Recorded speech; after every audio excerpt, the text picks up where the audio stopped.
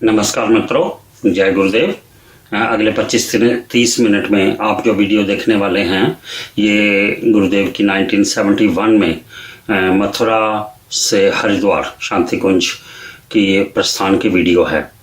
15 सितंबर 2011 को आदरणीय वीरेश्वर जी ने अपनी ओजस्वी वाणी में इसको रिकॉर्ड करके अपलोड किया था। तो 2011 जो था गुरुदेव का जन्म शताब्दी वर्ष भी था। तो जब हमने इस वीडियो को देखा तो हमारे मन में ये जिज्ञासा हुई कि इसकी ऑडियो क्वालिटी को कुछ इम्प्रूव किया जाए, बैकग्राउंड म्यूज़िक को किसी तरीके से कम किया जाए। लेकिन हमारे पास जितने भी टूल्स थे, जितने भी सॉफ्टवेयर थे, हमने कोशिश की, लेकिन हमें उसमें कोई ज़्यादा कामयाबी प्राप्त नहीं हुई। तो फिर हमने ये सोचा कि क्यों ना वीरेश्वर जी से बात की जाए, उनसे संपर्क स्थापित किया जाए कि हम अगर वो स्वीकृति दें तो हम इसको अपनी वाणी में रिकॉर्ड कर दें। तो हमने सारे का सारा उनका ये कोशिश की थी, ये सोचा था कि हम 35 मिनट की उनकी वीडियो है तो हम इसको पूरी की सारी वीडियो को सुनेंगे और वर्ड बाय वर्ड इसको लिखते जाएंगे, टाइप करते जाएंगे। तो जब वीरेश्वर जी से पूछा तो उन्होंने इसकी स्वीकृति दी और हमें चाहे जितना मर्जी समय लगा, काफ़ी समय लगा कि उनकी वाणी को एक एक स्टेप पे हर जगह सुन के उसको उसी वर्ड को यूज़ करना। लेकिन हमारा प्रयास, हम अति प्रसन्न हुए कि हमारा प्रयास काफ़ी सफल रहा और जो रिज़ल्ट्स आए, जो परिणाम आए, ये आपके सामने प्रस्तुत हैं। हम नहीं चाहते कि गुरुदेव का जितना भी साहित्य है, चाहे वो ऑडियो फॉर्म में है, वीडियो फॉर्म में है या फिर किसी किताब फॉर्म में है, पुस्तक फॉर्म में है, ये कहीं व्यर्थ जाए। इसको हम सुरक्षित रखना और घर घर में, विश्व के कोने कोने तक पहुंचाने में अपना दायित्व समझते हैं। और इस वीडियो में जो जहां से हमने ये वीडियो एक्सट्रैक्ट की है, एक्सट्रैक्ट तो नहीं की है, एडिट की है। सो इसके जो ओरिजिनल वीडियो है, जो आदरणीय वीरेश्वर जी की वीडियो है, उसका भी लिंक हम डिस्क्रिप्शन बॉक्स में नीचे दे रहे हैं, आप उसको भी देख सकते हैं। इस पे सारे का सारा जो राइट है वीरेश्वर जी का है, हमारा कोई नहीं है, हमारा सिर्फ योगदान है। जय गुरुदेव। अखंड ज्योति संस्थान से ही गुरुदेव के पुरुषार्थ की शुरुआत हुई थी। अखंड ज्योति संस्थान मथुरा में स्थित है, यही उनका कार्यालय था, यही उनका निवास था, सपरिवार यहीं पे रहते थे। यही एक छोटा सा कमरा था, हार्डली 6 बाई 8 फुट का होगा, जहाँ गुरुदेव और वंदनीय माता जी साधना किया करते थे। माँ की स्थापना भी वहीं पे हुई थी, वहीं पे लोगों से मिलते थे। नीचे के खंड में अखंड ज्योति संस्थान का काम चलता था। एक छोटा सा तख्त था, वही गुरुदेव की कुर्सी थी, वही मेज़ थे, वहीं पे गुरुदेव लेखन का काम करते थे और उसी तख्तपोश पे बैठ के पत्रों को पढ़ना और उत्तर देना। वंदनीय माता जी उनके अभिन्न अंग की तरह उनका साथ देती रही। गुरुदेव पत्र पढ़कर माता जी को दे देते थे, जिनका उत्तर जिसको देना होता था 3-4 दिन में दे देते थे।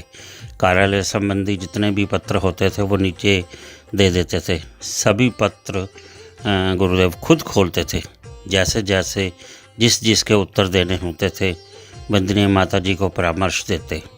इसी छोटे से कमरे में लेखन, शयन, अध्ययन का काम चलता था। गुरुदेव की सादगी का प्रतीक ये कमरा आज भी वहाँ पे स्थित है मथुरा में, अखंड ज्योति संस्थान में। गुरुदेव की दिनचर्या बहुत ही सादी थी।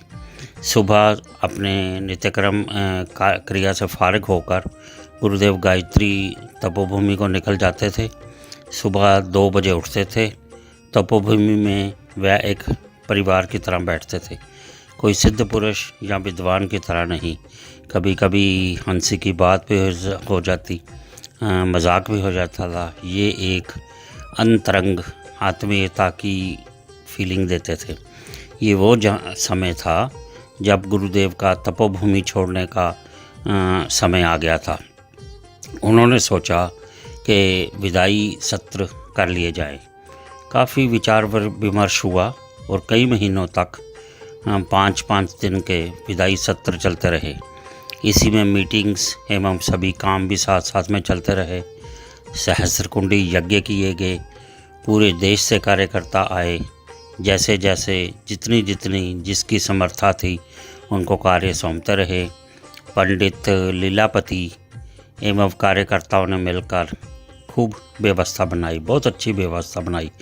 मथुरा से वृंदावन तक जितनी भी जगह थी सब पर व्यवस्था की गई।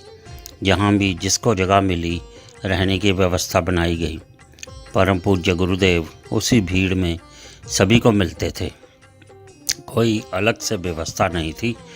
सुबह प्रवचन होते, फिर भोजन के बाद फिर प्रवचन होते। गुरुदेव का संगीत से बहुत ही लगाव रहा है और संगीत का भी कार्यक्रम साथ साथ में होता रहा।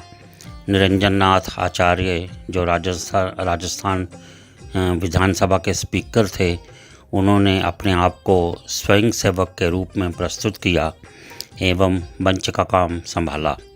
गुरुदेव ने अपनी बात कहनी शुरू की कि गुरुदेव ने कहा, लोग कहते हैं कि हम मथुरा छोड़कर जा रहे हैं, यहाँ आपकी ज़रूरत है। तो गुरुदेव ने कहा, मैं कभी अपने लिए नहीं जिया, मिशन के लिए ही जिया हूँ। मिशन के लिए ही शांति कुंज में बड़े कार्य के लिए जा रहा हूँ। मेरे गुरु का निर्देश है, आप हमारे साथ जुड़े हैं, ये भी कोई पूर्व जन्मों का ही संयोग है। आप हमारा कार्य करते रहेंगे, ऐसा हमें विश्वास है। विश्व को स्वार्थ से परमार्थ की तरफ ले जाना है। ये मिशन एक बड़ा समाज बन के उभरेगा। ये मान लेना कि हम आपके साथ हैं और आप इस मिशन में अपना योगदान डालते रहना। ये अभियान जन जन का अभियान बनेगा। माताएं और बहनें उसी तरह अपना योगदान देती रहेंगी जैसे स्वतंत्रता संग्राम में दिया था, इंडियन फ्रीडम मूवमेंट में दिया था। ऐसा कहकर गुरुदेव ने कहा, मुझे और तप शक्ति अर्जित करनी है। पिछले दिनों जो तप शक्ति अर्जित की थी उससे बहुत काम हुआ है, क्योंकि गुरुदेव का सारा अभियान ही यज्ञ है। तो उन्होंने 108 कुंडीय यज्ञशाला की ओर संकेत किया। देव पूजन और आपस में संगतिकरण का समझाया। आप सभी को संगतिकरण करना है। अगर कर सके तो ऐसी शक्ति उठेगी जो सारे भारत और विश्व को अनुदान दे सकेगी। गायत्री विद्या का विस्तार करना पड़ेगा। तुम्हारे इस यज्ञ सहगमन से भटकी हुई मानवता को एक दिशा मिलेगी। तुम्हारा कार्य भले ही छोटा दिखे पर काम बहुत ही बड़ा है। जब सूर्य उगता है तो बहुत छोटा होता है, बाद में उसका प्रकाश इतना विस्तृत हो जाता है। उसी तरह आगे जो भी होगा मैं उसको अभी नहीं बता सकता। जैसे हमारे गुरु का निर्देश होगा वैसे हम करते जाएंगे। यज्ञ की तरफ आपका पुरुषार्थ परमार्थ की ओर ले जाएगा और अपने जीवन को यज्ञ ही बनाना है। इसीलिए हमने ये यज्ञ शुरू करवाए थे। लोग भावुकता पूर्वक कहते थे, गुरुदेव हम भी आपके साथ जाएंगे। गुरुदेव कहते, अपने घर को ही तपोवन बनाना है। तो लोग कहने लगे, हम तो गृहस्थ हैं गुरुजी, हम कैसे करेंगे। गुरुदेव ने कहा, ऋषियों ने गृहस्थ में ही रह के काम किए हैं। राजा भी गृहस्थ थे, उन्होंने भी बड़े काम किए हैं। हमारे बेटियों के साथ मिलकर नारी जागरण का काम करना है। हमारी भारतीय संस्कृति में नारी को दुर्गा कहा है, नारी को पार्वती कहा गया है। इस शक्ति को पुनः जागृत करना है, गुरुदेव कह रहे थे और लोग रिकॉर्ड कर रहे थे। करीब 40 टेप रिकॉर्डर थे उस वक्त। पुरानी बात है, स्पूल वाले टेप रिकॉर्डर ही होते थे। गुरुदेव ने कहा, ये प्रवाह है। हमारी संस्कृति एक प्रवाह का नाम है। ये प्रवाह ऋषियों ने पैदा किया है। ये प्रवाह बीच में भटक गया था। जैसे गंगा हिमालय से चली तो रास्ते में भटक गई, तो भागीरथी को आगे चलकर रास्ता दिखाना पड़ा। ये भारतीय संस्कृति महान संस्कृति है, हज़ारों वर्ष तक रही है। इसे फिर विश्व का मार्गदर्शन करना है। हम अपनी बात लोगों तक पहुंचाने के लिए ऐसे नहीं बेताब हैं। बात यह है कि पदार्थ विज्ञान का विस्तार हो चुका है, टेक्नोलॉजी बढ़ चुकी है, मनुष्यता खतरे में पड़ चुकी है। हमको फिर से उनको दिशा देनी है, लेकिन उनको दिशा देने के लिए फिर से ऋषि संस्कृति को फिर से जागृत करना होगा। हम उसी संकल्प को लेकर चलें। भटकी हुई मनुष्यता को फिर से दिशा देनी होगी। तुम क्या समझते हो, ऋषि चंद्र को ऐसे ही भटकने देंगे? ये कभी ना भटकी है ना भटकेगी, कुछ दिनों ठहर गई थी। श्री अरविंद भी यही कहते हैं। कुछ दिन इसको सुप्त अवस्था में डाल दिया था, पदार्थ का विकास हो जाए। अब पदार्थ का विकास हो गया है, लेकिन शक्ति उद्दंडता की ओर जा रही है, बुद्धि कुचक्र हो रही है, धन व्यसन पैदा कर रहा है। इसे कौन राह देगा? बेटा, हमने वो काम शुरू किया है और तुम्हें ये काम आगे बढ़ाना है। शब्द से मैं नहीं बोलता, मुझे लोगों ने आचार्य का नाम दिया है। मैंने आचरण से लोगों को सिखाया है और तुम भी अब हमारी आचार्य परंपरा को आगे बढ़ाना है। तुम हमारे शिष्य बनोगे तो इसलिए ये मत मान लेना कि आचार्य जी ने कहा था इसलिए हम शिष्य बन रहे हैं। लोगों को अपनी बुद्धि से मत समझाना, उनको अपने प्रमाण देना, कहना बुद्धि तो आपके पास भी है, हमसे ज़्यादा है, लेकिन बात ये है कि आचार्य जी की बात को आचार्य श्री मानकर स्वीकार करना होगा। लोगों के मन में बड़ी जिज्ञासा थी, गुरुदेव जा रहे हैं, काम कैसे चलेगा? लेकिन गुरुदेव के धारा प्रवाह में सबकी शंकाएं निर्मल होती चली गई। गुरुदेव ने समझाया, बेटा, कृष्ण ने मथुरा छोड़ी थी तो उनका अभियान रुका नहीं था। मैं छोड़कर जरूर जा रहा हूँ, मेरा भी अभियान नहीं रुकेगा। ऋषि तंत्र का भी यही रहा है। वो सुनसान में बैठे थे पर दिखते नहीं थे, क्योंकि उनकी चेतना से तूफान उठा करते थे। मैं भी कुछ ऐसा ही करने जा रहा हूँ। मैं अभी नहीं बता सकता, क्योंकि जैसा मार्ग सत्ता का निर्देशन होगा वैसा हमें करना है। लेकिन ये बात सुनिश्चित है कि जो मैंने आज तक किया है मिशन के लिए ही किया है, और आगे भी जो होगा मैं मिशन के लिए ही करूँगा। तुम लोग अपना मन मत छोटा करो, तुम लोग अपने समय को व्यर्थ मत जाने दो। मैं तुम्हें वादा देता हूँ, मैं तुम्हारे साथ वादा करता हूँ कि तुम्हें आवश्यकता अनुसार मार्गदर्शन मिलता रहेगा। माता जी शांति कुंज में रहेंगी और मैं भी उनके साथ ही रहता हूँ, ऐसा मानकर चलना। और तुम ये भी मान सकते हो कि मैं तुम्हारे साथ भी रहता हूँ। अगर तुमने हमारा अनुभव किया है निकट से तो ध्यान रखना, यह अभियान घर घर का अभियान बनेगा, जन जन का अभियान बनेगा। हमारी बेटियां और हमारी बहनों को, हमारी माताओं को उसी तरह आगे आना पड़ेगा जैसे स्वतंत्रता संग्राम में आई थी। स्वतंत्रता संग्राम के एक बड़े कार्यकर्ता जगन प्रसाद रावत जी, जो यूपी सरकार में 10 वर्ष से मंत्री थे तथा गुरुदेव उन्हें अपना बड़ा भाई मानते थे, वो भी यहाँ पे उस वक्त आए थे विदाई समारोह में। उन्होंने कहा, गुरुदेव आपने युग निर्माण योजना बना दी, हम तो एक प्रांत के निर्माण, एक नगर की योजना नहीं बना सकते। वो बार बार कहते थे, गुरुदेव का सूत्र, हम सुधरेंगे युग सुधरेगा, हमेशा याद रखना। गुरुदेव ने कहा, आपको एक अपार शक्ति बनना है, ज्ञान का वितरण करना है। आगे के क्रम को चलाते हुए परम पूज्य गुरुदेव ने जिन लोगों ने दीक्षा नहीं ली देने का कार्यक्रम किया, उन्होंने कहा आगे भी दीक्षा देती जाएगी। ऋषियों की दीक्षा है, ऋषियों ने दीक्षा दी हुई है। कोई व्यक्ति व्यास पीठ पर बैठकर ये ना कहे कि मैं दीक्षा दे रहा हूँ। उस वक्त गुरुदेव ने कुछ प्रतिबंध लगाए थे। कोई व्यक्ति दान दक्षिणा व्यक्तिगत नहीं लेगा। मथुरा से जो निदान लागू होंगे उसी से मिशन का काम चलेगा। गुरुदेव ने कहा, दीक्षा आत्मा से आत्मा का संबंध होता है। गुरु अपने पुण्य को, अपने तप को, अपने प्राण को शिष्य में स्थापित करता है और वही शिष्य उसको धारण कर सकता है जिसके अंदर साधना होती है। अगर वो शिष्य खुद करेगा तो नहीं कर सकता। जिस पेड़ की अपनी जड़ें नहीं, उसमें कलम नहीं लगाई जा सकती। लोगों ने बड़े ध्यान से सुना। परम पूज्य गुरुदेव को, वंदनीय माता जी को आश्वासन दिया कि आपकी छाया बनी रहेगी तो हम निरंतर प्रगति की ओर बढ़ते रहेंगे। कहने को वहाँ बहुत लोग थे, पर गुरुदेव ने कहा, बेटा तुम कितने थोड़े लोग हो जो आप आए हो, कितनी परिस्थितियाँ छोड़कर आए हो। जो लोग नहीं आए हैं वो भी मेरी दृष्टि से दूर नहीं हैं। ये योजना आपके लिए देकर जा रहा हूँ।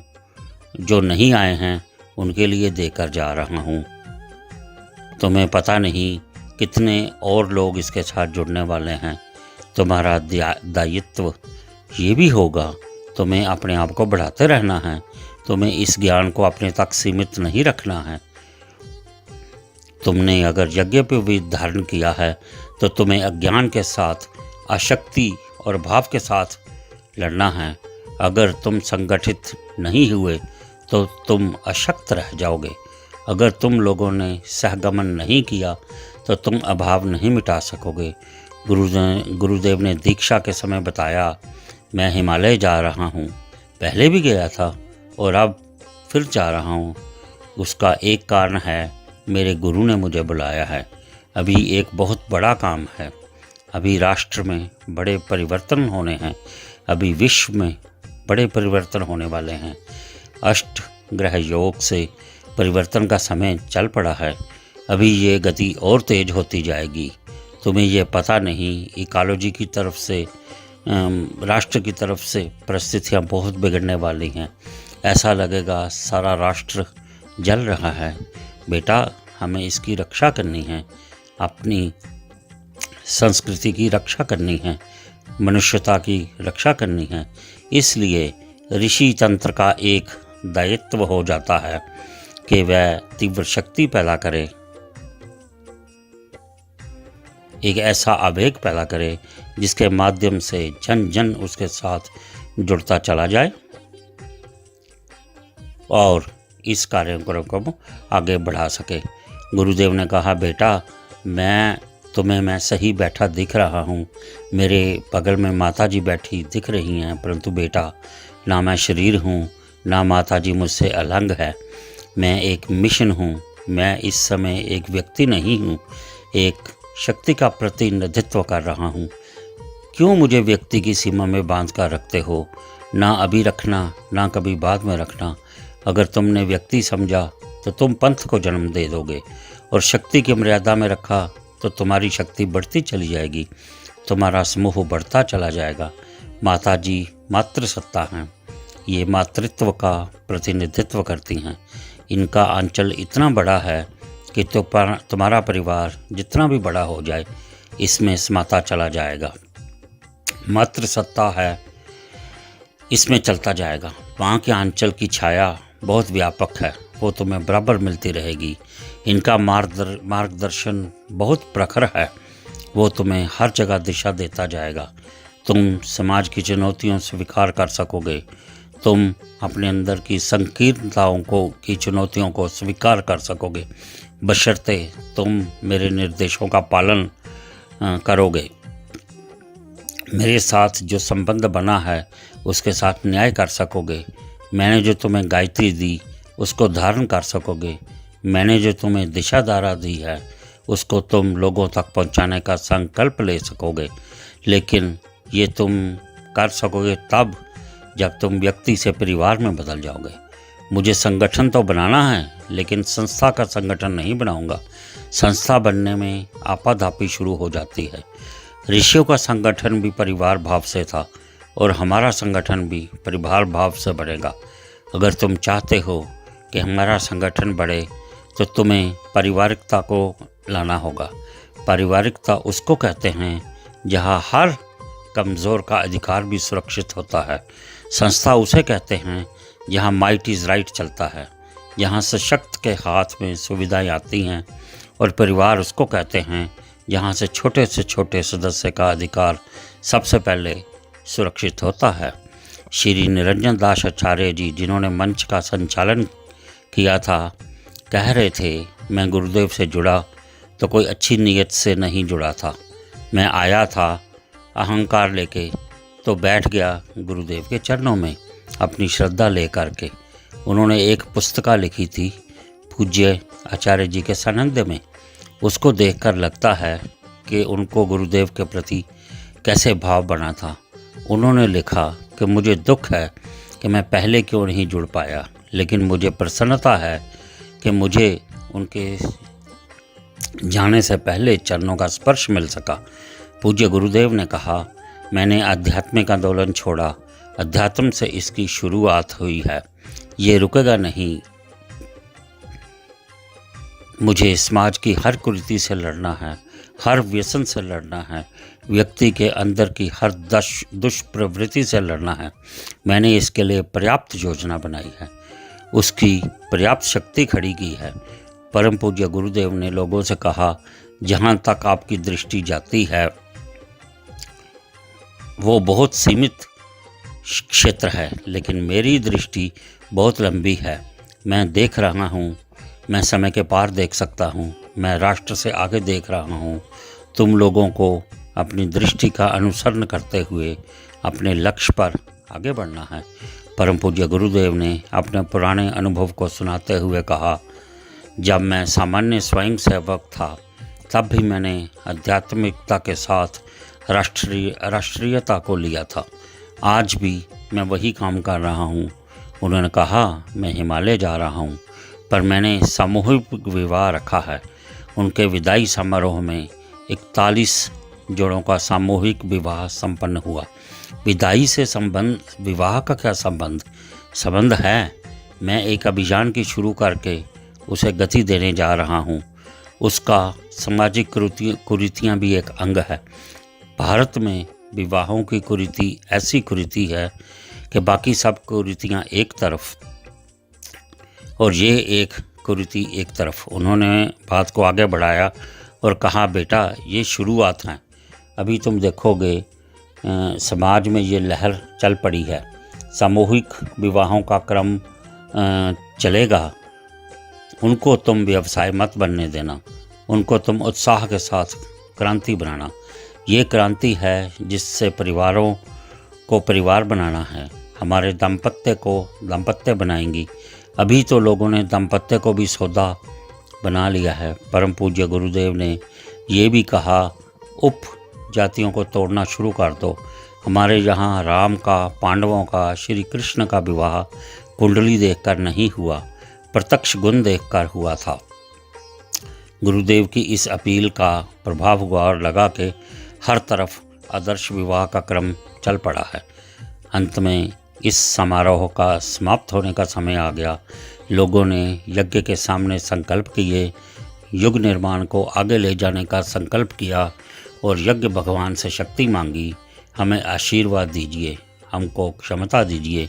हम अगर आपके चरणों में झुके हैं तो हम आपके ही होके रहेंगे। हम वरेण्यम की तरफ बढ़ें, हम सहगमन कर सकें। इस प्रयास का हमें व्यक्तिगत लाभ नहीं, परंतु सर्वे भवन्तु सुखिनः, सर्वे सन्तु निरामया के विचार से सबके सुख की कामना करें। इस विचार से आगे बढ़ें।